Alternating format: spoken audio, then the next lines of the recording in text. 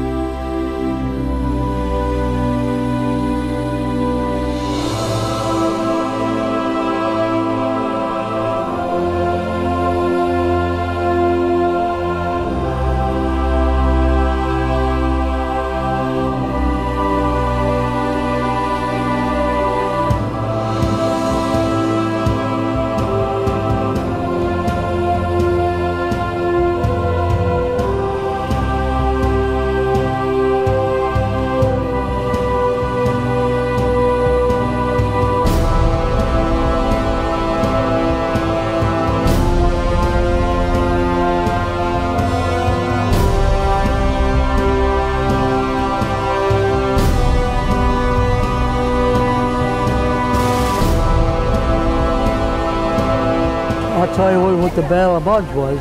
It was so cold you couldn't stand it. 20 below zero. You walk guard duty, you couldn't walk, you couldn't stop walking or you die. You freeze to death. What we did was to sweep the mines so the larger ships could get in the shore and unload what they need to unload and then out, so forth. Otherwise you couldn't get any supplies to them. Well, I was a storekeeper, and we were at general quarters, and we were torpedoed. Well, I know when we were hit, it was like the ship coming right out of the water, you know, like your legs were broken. We set out for the South Pacific Islands, and we were out there for a couple years, off and on, and I was basically in charge of keeping track of the funds that were in the safe and all that sort of thing. And when we got to other countries where we had to pay for services, we had to cut the check, make the conversion. From a distance, they said, "There goes they're raising the flag now," and Iwo Jima. We could see it from a distance way down the hill.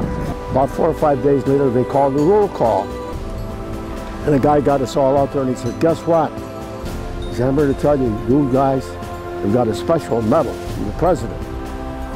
We all looked up. "What's that?"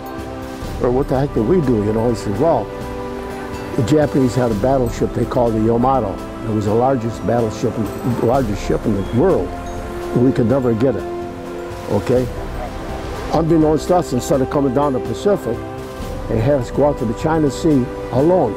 No other ships, right? Hello. To suck out the Yamato, which came after us, and they sunk the Yamato.